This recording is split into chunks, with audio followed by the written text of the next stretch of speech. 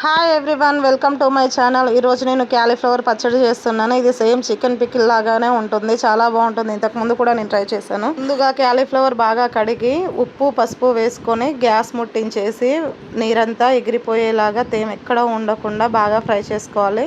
ఇలా తేమంతా పోయిన క్యాలీఫ్లవర్ని వేరే కడాయిలో ఆయిల్ పెట్టేసి డీప్ ఫ్రైకి సరిపడా ఆయిల్ వేసుకోండి. బాగా వేయించుకోండి. ముక్కలు వేగడానికి కొంచెం టైం పట్టిద్ది. చిన్నగా ముక్కలుగా ఉంటాయి కనుక తినే టైంకి ఇవి ఉడికి ఫ్రై అయ్యేసరికి చిన్నవిగా అయిపోతాయి. అందువల్ల కొంచెం మీడియం సైజులో తీసుకోండి, అలా అయితేనే బాగుంటుంది.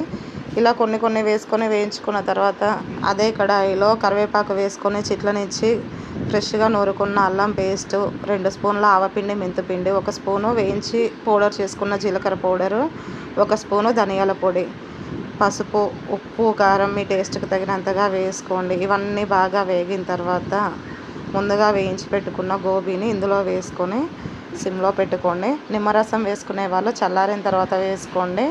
చింతపండు వేసుకునే వాళ్ళు అదే నూనెలో ఫ్రై అయ్యేలాగా గుజ్జుగా తీసుకున్న చింతపండును వేసుకోండి. అంతే, ఇంక ఇది అయిపోయింది. ఒక 5 నిమిషాలు సిమ్లో పెట్టి ఉంచుకుంటే కనుక సరిపోతుంది. మీరు ఫస్ట్ టైం మా ఛానల్కి వస్తే కనుక ప్రీవియస్ వీడియోలో ఒకసారి చెక్ చేసి నచ్చితే సబ్స్క్రైబ్ చేసుకోవడం మాత్రం మర్చిపోకండి. పిల్లలైనా పెద్దలైనా ఎవరైనా సబ్స్క్రైబ్ చేసుకోవచ్చు.